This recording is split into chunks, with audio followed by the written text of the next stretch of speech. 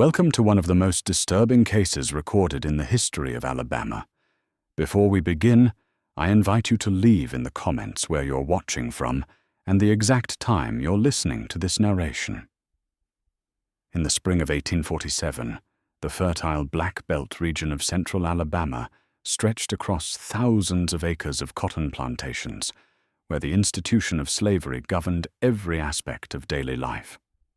On March 14th of that year, an extraordinary notice appeared in the Mobile Register that would set in motion events unlike any previously recorded in the state. The advertisement, placed by plantation owner Nathaniel Worthington, offered an unprecedented sum for information regarding an enslaved man named Silas, whose physical appearance had reportedly caused such profound disruption across 3 counties that his very presence threatened the established social order. The notice departed dramatically from standard runaway advertisements, which typically listed only practical identifying marks such as scars, brands, or missing teeth, instead devoting extensive space to describing physical characteristics that Worthington claimed had proven destabilizing to the moral fabric of several prominent households. The advertisement referenced features of exceptional symmetry, unusual coloring that defied typical classifications, and a countenance that had allegedly prompted improper behavior among respectable women of the planter class. A letter preserved in the Mobile Historical Archives, written by merchant Thomas Ashford to his brother in Charleston on March 16, 1847, remarked that the advertisement had sparked considerable gossip throughout the city's commercial district, with gentlemen at the Exchange Hotel speaking of little else and speculating wildly about what circumstances could compel a man of Worthington's standing to publish such peculiar and intimate details. The Black Belt region in which these events unfolded derived its name from the rich, dark soil that had made it the center of Alabama's cotton economy, a landscape of vast estates where enslaved labor produced the wealth sustaining the planter aristocracy. Worthington's own property, known as Magnolia Heights, stood among the most prominent of these plantations, encompassing over 1,500 acres and housing more than 80 enslaved individuals who worked beneath the gaze of a mansion with imposing Doric columns visible from the main road connecting Montgomery to Mobile. The circumstances surrounding Silas's arrival at Magnolia Heights remained obscure for decades until 1923, when a collection of plantation ledgers and business correspondence was donated to the University of Alabama by Worthington's great-grandson during an estate liquidation. These documents revealed that in January 1845, Nathaniel Worthington had traveled to New Orleans for the express purpose of acquiring enslaved workers at the city's notorious slave markets, establishments where human beings were bought and sold with the same casual efficiency as livestock or agricultural equipment. Among the detailed entries recording various purchases, one transaction stood out with startling clarity. On January 18, 1845, Worthington paid the sum of $4,500 for a single enslaved man listed only as Silas, aged approximately 22 years, a price that exceeded the typical cost of a prime field hand by nearly 3 times and represented more than what many small farmers paid for their entire property. The ledger entry included an unusual notation stating that special circumstances necessitated the extraordinary expenditure, though the nature of these circumstances remained frustratingly vague. A separate document discovered within the same collection, a journal kept by a slave trader named Josiah Caldwell, who operated extensively in the New Orleans market, provided additional context that transformed this simple business transaction into something far more disturbing. Caldwell's entry from January 18, 1845, described an auction that had deviated dramatically from normal proceedings noting that when Silas was brought onto the platform, a ripple of reaction passed through the assembled buyers and onlookers that Caldwell had never witnessed in his 15 years in the trade. The journal recorded that several plantation owners began bidding with unusual aggression, their typical calculated restraint abandoned in favor of competitive determination, and that the auction had to be temporarily suspended when several women in the viewing area became visibly agitated, with one requiring assistance from her companions. Caldwell noted with evident bewilderment that he had sold thousands of enslaved people over the course of his career, but never had he seen a single individual provoke such immediate and powerful reactions that seemed to transcend the normal economic calculations that governed these transactions. The fragile domestic harmony at Magnolia Heights began to fracture within months of Silas's arrival, a deterioration first documented in court records from May 1845 that would remain sealed in the county courthouse archives until their accidental discovery during a renovation project in 1891. These records contained a witness statement provided by Jacob Morrison, the plantation's overseer, who testified that on the night of May 3, 1845, he had discovered Margaret Worthington, the master's wife, in the slave quarters well past midnight, her appearance suggesting considerable distress, and her clothing in a state of disarray that Morrison diplomatically described as unsuitable for a lady of her station. According to Morrison's carefully worded testimony, Mrs. Worthington had insisted that she had merely come to check on an enslaved woman whom she believed to be suffering from fever. Though Morrison noted that no such illness had been reported to him, and that Mrs. Worthington had been found not in the women's quarters but near the small cabin recently assigned to Silas, the statement revealed that Morrison had escorted Mrs. Worthington back to the main house,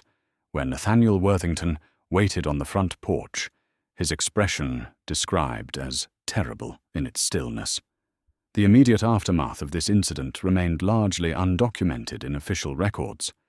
but a letter preserved in a Mobile family's private collection, written by Catherine Reynolds to her friend in Charleston on May 19, 1845, provided glimpses into the psychological turmoil that followed. Catherine, who was Margaret Worthington's younger sister, expressed deep concern about her sibling's condition, noting that Margaret had taken on a strange melancholy during a recent visit, sitting for hours without speaking and showing no interest in activities that once brought her pleasure. The letter's most revealing passage came near its conclusion, where Catherine wrote that Nathaniel had become cold as January frost toward his wife, and that while no explicit accusations had been spoken in Catherine's presence, the atmosphere in the house suggested accusations far more serious than any impropriety that could be openly discussed, hanging unspoken between husband and wife like a shroud. The disturbing pattern that had begun at Magnolia Heights found an echo at a neighboring estate, a connection that remained hidden until 1957, when a trunk of personal effects belonging to the Pemberton family was discovered in the attic of an abandoned house outside Montgomery. Among these items was a leather-bound diary kept by Carolyn Pemberton, wife of plantation owner James Pemberton, whose property bordered Worthington's land to the south. The diary's entries from August 1845 documented an estate gathering held at Magnolia Heights to celebrate the cotton harvest, a typical social occasion among the planter class, where families would gather for elaborate dinners and dancing. Caroline's entry from August 12, 1845, described the evening's festivities in conventional terms, until a passage near the end noted that she had observed one of Worthington's house servants, a man whose appearance she struggled to articulate, returning repeatedly to her thoughts in a manner she found both bewildering and improper. The subsequent entries traced a progression that grew increasingly unsettling in their intensity and focus. By September, Caroline's diary contained lengthy passages devoted entirely to Silas, whom she had apparently learned about through discreet inquiries, describing elaborate fantasies of seeing him again, and detailing various pretexts under which she might arrange another encounter. The entries from October 1845 revealed that Caroline had begun pressuring her husband to approach Worthington about purchasing Silas, suggesting they needed additional house servants, and that she had heard this particular individual possessed skills that would prove valuable to their household. James Pemberton's responses, as recorded by his frustrated wife, remained consistently negative, with Caroline noting that her husband seemed strangely resistant to what she presented as a reasonable business proposition. As autumn turned to winter, the diary entries took on an increasingly desperate and fragmented quality, with some passages suggesting that Caroline had begun making excuses to visit neighbors whose properties lay along routes where she might glimpse Silas working in distant fields, and other entries containing rambling meditations on fate, desire, and the unbearable constraints of her position as a plantation mistress expected to maintain perfect propriety. The crisis at the Pemberton plantation apparently reached such severity that it compelled an arrangement unprecedented in the typical operations of antebellum Alabama estates, an arrangement documented in a series of letters between Nathaniel Worthington and James Pemberton, preserved in the Pemberton family papers and made available to researchers in 1978. The correspondence began in early November 1845 with a letter from Pemberton to Worthington, written in notably strained language, requesting a private meeting to discuss a matter of delicate nature concerning their mutual interests and the well-being of their respective households. Worthington's reply, dated November 8th, agreed to the meeting while expressing puzzlement about what business could require such unusual discretion. The subsequent letters, exchanged over the following 2 weeks, revealed that some form of agreement had been reached, though the men's careful wording avoided any explicit statement of the true motivation behind their arrangement. On November 23, 1845, Worthington wrote, confirming that he would permit Silas to work at the Pemberton plantation 3 days per week, ostensibly to assist with repairs to the main house and other skilled labor that Worthington suggested his neighbor required, though the letter's tone implied both men understood this justification to be merely a convenient fiction. Pemberton's response expressed profound gratitude in language that seemed excessive for a simple labor-sharing arrangement, writing that Worthington's understanding in this difficult situation demonstrated true Christian charity, and that Pemberton would forever be in his debt for this accommodation. The letters never directly acknowledged what had necessitated this extraordinary compromise, but a statement given in 1912 by Elizabeth Turner, who had been enslaved at the Pemberton plantation as a young woman, provided disturbing context that the written record had deliberately obscured. Turner, interviewed by a researcher collecting oral histories from formerly enslaved individuals, recalled that the entire household had been in turmoil during the autumn of 1845, and that she had overheard fragments of conversations suggesting that Mrs. Pemberton had threatened to harm herself unless her husband found some means of bringing Silas into their home, a threat serious enough that James Pemberton had ultimately sacrificed his pride and dignity to make an arrangement he clearly found humiliating. The pattern that had begun at Magnolia Heights and spread to the Pemberton estate expanded further in February 1846, a development preserved in county records that documented an official petition submitted by William Thatcher, owner of Cedar Grove Plantation, located approximately 8 miles northeast of Worthington's property. Thatcher's petition, filed with the county clerk on February 14, 1846, requested permission to enter into a similar labor-sharing arrangement with Worthington, proposing that Silas work at Cedar Grove 2 days per week in exchange for financial compensation, and the loan of 2 of Thatcher's field hands to Magnolia Heights. The petition itself provided no explanation for why Thatcher specifically requested this particular individual, rather than any of the dozens of other enslaved workers on the Worthington estate, maintaining the same careful silence that characterized the earlier arrangement with Pemberton. However, medical records discovered in the files of Dr. Samuel Whitmore, who maintained a practice serving the planter families of the region, revealed the crisis that had prompted Thatcher's desperate petition. Dr. Whitmore's case notes from January 1846 documented multiple visits to Cedar Grove to attend to Abigail Thatcher, the plantation owner's wife, who had fallen into a state that the physician diagnosed as severe female hysteria with melancholic features. The notes described a woman who had become almost entirely withdrawn from normal social interaction, who refused most food offered to her, who spent hours staring from her bedroom window in the direction of Worthington's property, and who responded to no treatment that Dr. Whitmore attempted, including the various tonics and therapeutic interventions commonly prescribed for such conditions. The physician noted his bewilderment at the case, writing that Mrs. Thatcher exhibited no physical ailments that could account for her decline, and that she seemed to be suffering from some profound disappointment or unfulfilled longing that she refused to articulate. A subsequent entry in Dr. Whitmore's records, dated March 20, 1846, noted with evident surprise that Mrs. Thatcher's condition had improved dramatically following some change in household circumstances. Her appetite had returned, her spirits had lifted, and she had resumed her normal activities, a recovery so complete and sudden that the physician admitted he could identify no medical explanation for either the illness or its resolution.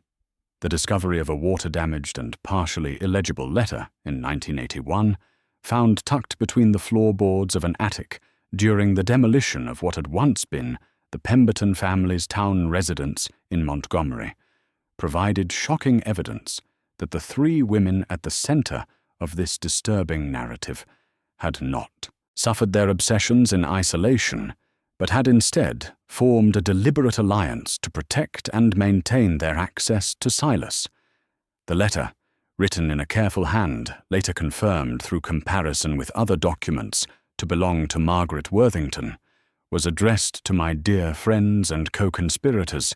language that suggested an existing relationship of considerable intimacy and shared purpose between women who, under normal social circumstances, would have interacted only through formal social calls and carefully choreographed gatherings. The fragmentary text that remained legible spoke of our shared understanding, a phrase that appeared multiple times throughout the letter, and referenced a pact the women had apparently made to shield their arrangement from the increasing suspicions of their husbands, who, according to Margaret's account, had begun to communicate with one another about the situation and to express concerns about the sustainability of the work-sharing agreement that had brought Silas into all 3 households. The most disturbing passages contained veiled references to meetings that the women had arranged among themselves, gatherings that apparently took place away from their homes, and the observation of their families, during which they discussed what Margaret obliquely termed their common interest and strategized about how to maintain the status quo that had brought them such satisfaction. One partially destroyed section made reference to late hours and moonless nights, suggesting these meetings occurred under circumstances of deliberate secrecy, while another fragment mentioned shared confidences regarding the depth of their feelings and the impossibility of returning to their previous existence, now that they had experienced what Margaret described only as that which we cannot name but cannot relinquish. The letter concluded with an exhortation that the women remain united in their purpose, that they protect one another from judgment and condemnation, and that they recognize their bond as something that transcended the conventional expectations of their positions as plantation mistresses, creating instead a sisterhood forged in transgression and mutual dependency. The daily operations of Magnolia Heights and the growing tensions that permeated every aspect of plantation life were meticulously recorded by Jacob Morrison, the estate's overseer, whose journals spanning 15 years of service were donated to the Alabama Historical Society in 1934 by his grandson. Morrison's entries from the spring of 1846 documented a situation that had progressed far beyond the unusual into territory that clearly troubled him, both professionally and morally. The journal revealed that Silas had become the subject of special treatment that violated every principle of plantation management Morrison had learned during his years overseeing enslaved labor. Entries from April and May 1846 noted repeated instances of Silas being summoned to the main house at odd hours, often late in the evening or during the middle of the night, summons that occurred with particular frequency during periods when Nathaniel Worthington had traveled to Mobile on business, leaving Margaret Worthington alone in the house, except for the domestic servants. Morrison recorded his unease with these nocturnal visits, writing that such irregularities disrupted the careful structure of discipline and routine that he believed essential to maintaining order among the enslaved population. The overseer's concerns extended beyond mere procedural irregularities to encompass the dangerous resentment building among the other enslaved workers at Magnolia Heights, who could not help but notice that Silas performed no field labor, received better clothing and food than others, and seemed to operate under entirely different rules than those governing their own existence. Morrison's entry from May 28, 1846, documented a confrontation that had erupted when two enslaved men, identified in the journal only as Peter and Samuel, had expressed their anger about the preferential treatment afforded to Silas, reportedly stating that the situation made a mockery of their own suffering and created an atmosphere of injustice even within the unjust system of slavery itself. Morrison recorded that these men had been subjected to severe physical punishment as an example to others who might dare to question the plantation's arrangements, punishment that Morrison himself had been ordered to administer, despite his own private misgivings about whether such discipline addressed the underlying problem or merely suppressed its visible symptoms. The tenuous cooperation that had existed among the three plantation owners collapsed spectacularly in July 1846 during a county agricultural society meeting held at the courthouse in Marion, an event documented both in public newspaper accounts and in private correspondence that revealed the vast gulf between official narratives and hidden truths. The Marion Gazette published a brief notice on July 18, 1846, reporting that a heated disagreement had erupted between Nathaniel Worthington and William Thatcher regarding disputed cotton futures contracts, with the confrontation escalating to such intensity that the two men had nearly come to a duel before James Pemberton and several other prominent citizens intervened to restore order and prevent violence. The newspaper's account presented the incident as a typical business dispute among competitive planters, the sort of masculine conflict over commercial matters that occasionally flared in a society where honor and financial standing remained inextricably linked. However, a letter written by Robert Devereux, a planter who had witnessed the confrontation, to his cousin in Virginia on July 20, 1846, told a dramatically different story that exposed the true nature of the conflict. Devereux wrote that the argument had nothing to do with cotton or business matters, but rather concerned the increasingly impossible domestic situations in which all three men found themselves trapped. According to Devereux's account, Worthington had accused Thatcher of pressuring him into an arrangement that had spiraled far beyond its intended scope, while Thatcher had countered that Worthington bore responsibility for introducing an element of chaos into their community that had infected multiple households. Pemberton, attempting to mediate between them, had apparently broken down entirely, admitting that he had discovered correspondence between his wife and the other two women, revealing the extent of their alliance and their shared obsession.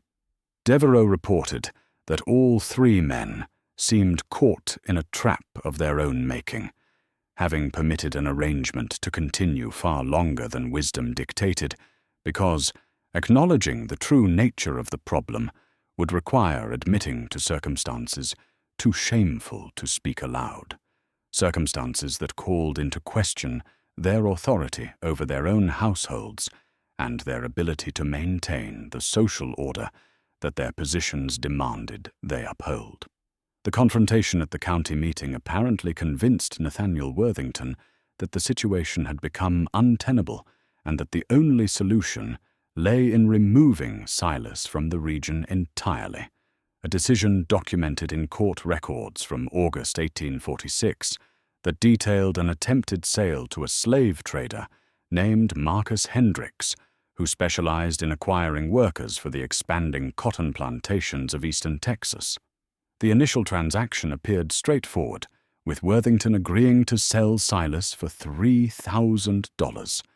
a sum significantly lower than what he had originally paid, but still substantial enough to suggest the urgency of Worthington's desire to be rid of his problematic property.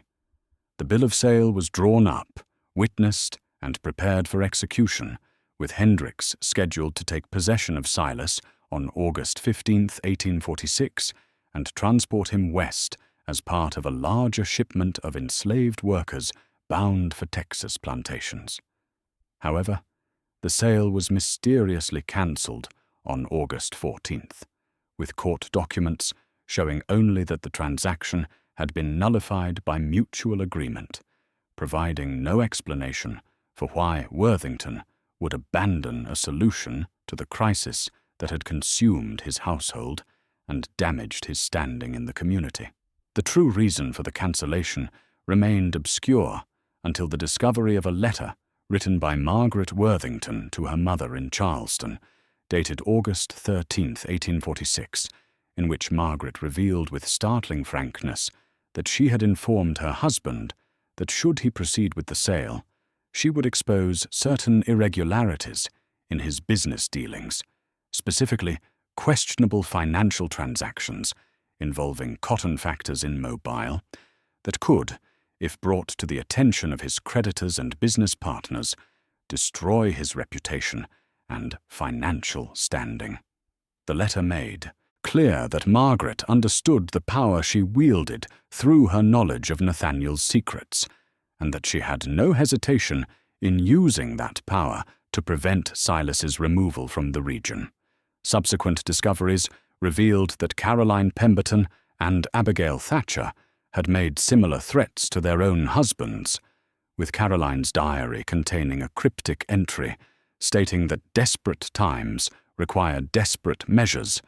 and that she had reminded James of matters best left unexamined, while a letter from Abigail's sister mentioned that Abigail had suddenly acquired surprising influence over her husband's decisions, an influence that seemed to stem from her possession of information he preferred to keep private. The cancellation of the Texas sale left Nathaniel Worthington with no clear path forward, resulting in a decision that Morrison's journal described as protective custody, but which resembled imprisonment in all but name.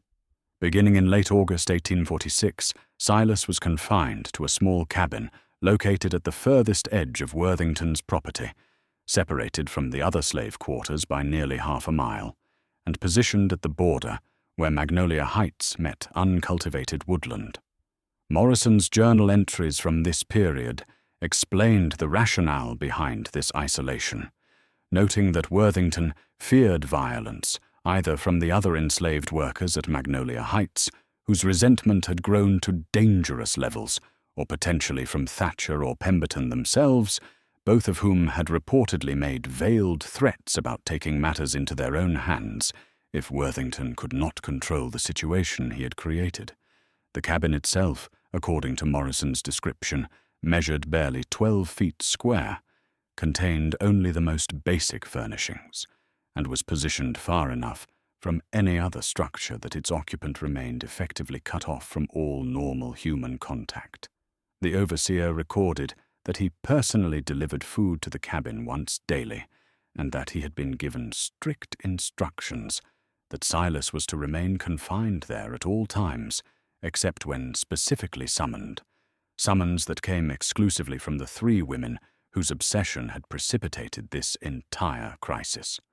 A witness statement provided in 1898 by Rachel Williams, who had been enslaved at Magnolia Heights during this period, and who was interviewed as part of an oral history project documenting the experiences of formerly enslaved individuals, offered a perspective that the written records of white observers had failed to capture.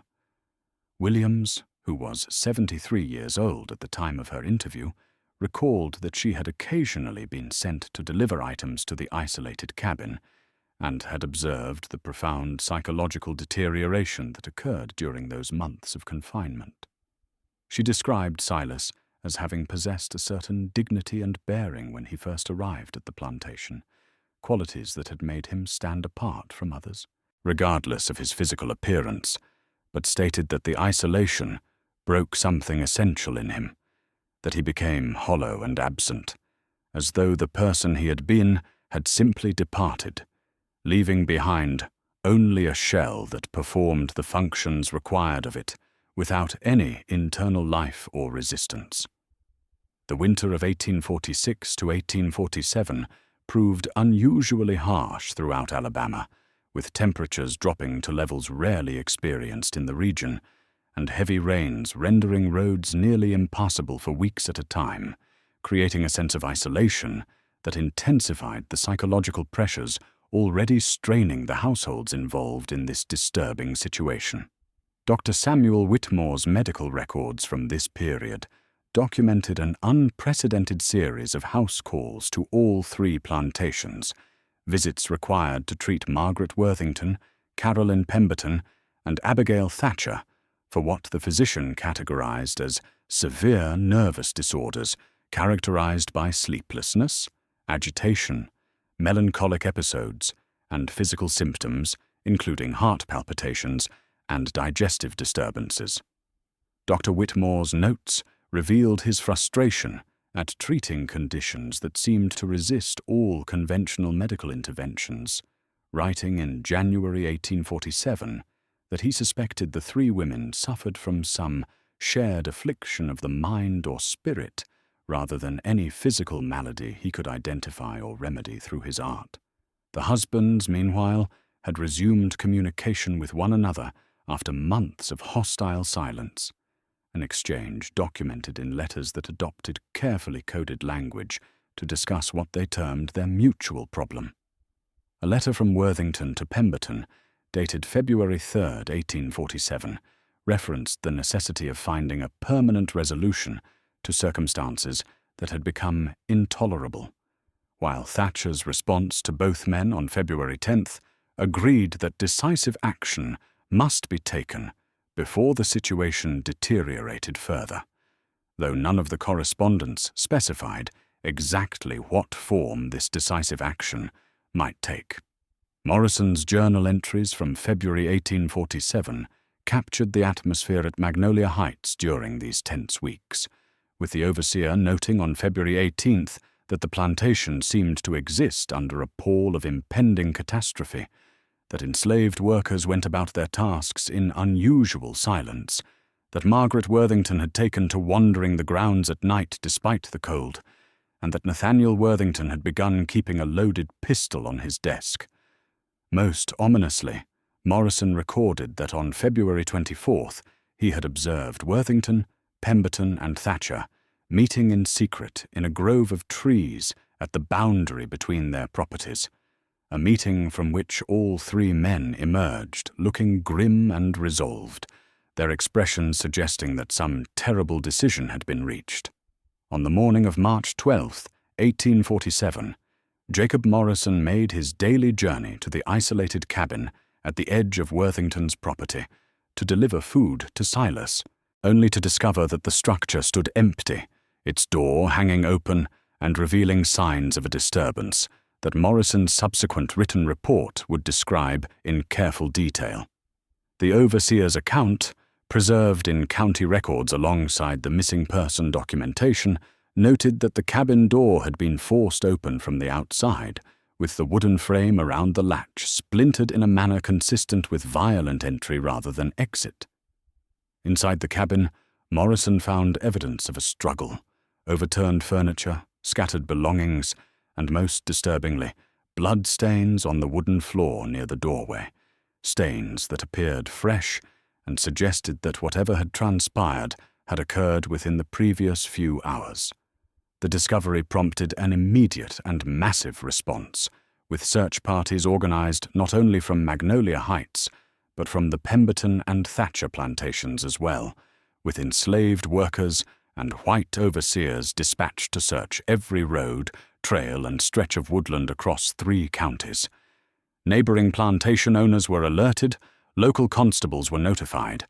and a coordinated effort was mounted to locate Silas, with the presumption being that he had either escaped or been abducted, though which scenario seemed more likely remained a subject of intense speculation. The advertisement that appeared in the Mobile Register on March 14th represented the public face of this search, offering substantial reward money while avoiding any mention of the circumstances that had made Silas's presence in the region so problematic. The search continued for weeks without success, with no trace of Silas found, despite the extensive efforts devoted to his recovery. However, a letter written in 1889 by Isaiah Freeman, who had been enslaved as a field hand at Magnolia Heights during the 1840s, and who had gained his freedom following the Civil War, suggested an alternative narrative that contradicted the assumption of violent abduction. Freeman, writing to a nephew in Philadelphia, recounted that he and several other enslaved workers at Magnolia Heights had witnessed Silas's suffering during his months of isolation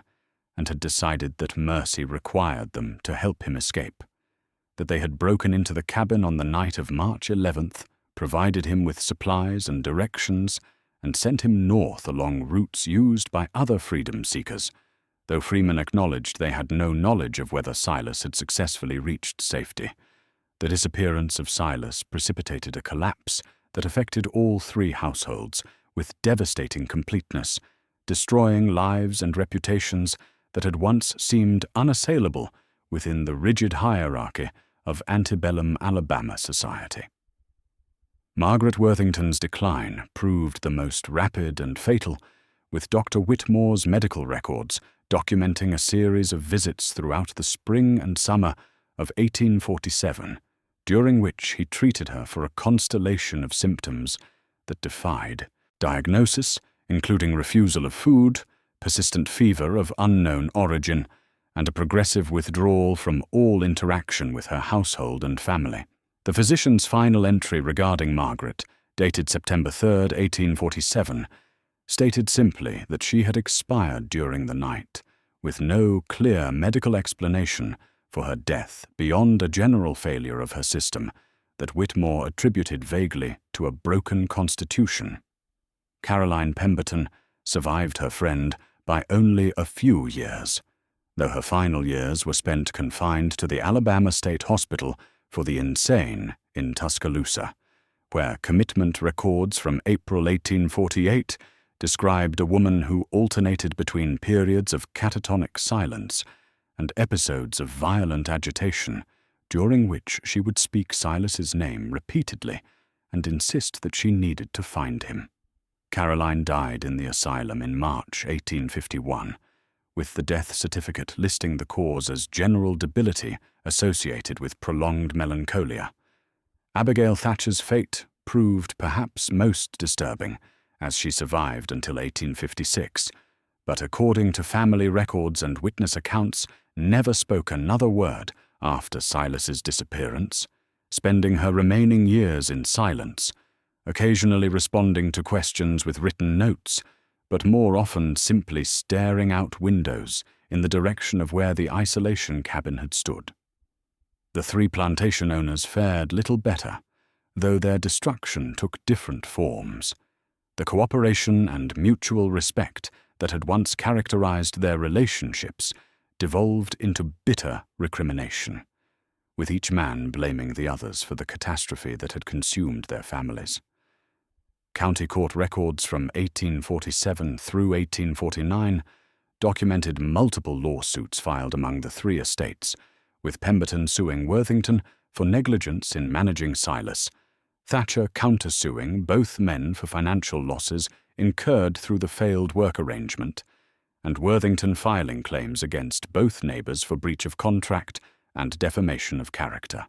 The ultimate fate of Silas remained a subject of speculation and contradiction for generations following his disappearance, with each new piece of evidence seeming only to deepen rather than resolve the central mystery.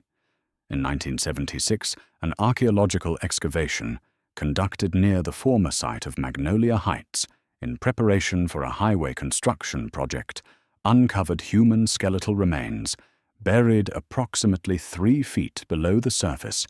in an area that had once bordered the Worthington property. Forensic analysis dated the remains to the 1840s and revealed evidence of severe trauma to the skull consistent with violent death, though the condition of the bones and the lack of any identifying artifacts made definitive identification impossible, leaving open the question of whether these remains belonged to Silas or to some other victim of the brutal system that had governed the region. Oral histories collected during the 1930s as part of the Federal Writers Project, which documented the memories of elderly individuals who had been enslaved before emancipation, presented wildly conflicting accounts of what had become of Silas. Several sources claimed that he had successfully escaped north along underground railroad routes and had lived to old age in Canada or Pennsylvania, with one account describing a man matching his description who had become a successful merchant in Toronto and who had reportedly refused to ever speak of his years in Alabama. Other accounts suggested far darker conclusions, with some witnesses claiming that Silas had been murdered by one of the 3 plantation owners or by hired men acting on their behalf, his body disposed of in the extensive swamplands that lay beyond the cultivated fields. Perhaps most enigmatic was a letter discovered in 2003 among a collection of 19th-century documents being catalogued at a private historical archive in Montgomery, a single sheet of paper bearing no signature, no date, and no addressee, containing only a single cryptic sentence written in an elegant feminine hand. The letter read simply, "He was never meant to be free, but neither could they bear for him to be gone." The true fate of Silas, like so many aspects of this disturbing case, remains unresolved, buried beneath layers of deliberate silence, conflicting testimony, and the passage of time that has rendered certain truths permanently inaccessible, leaving only fragments from which multiple narratives might be constructed, but none definitively proven.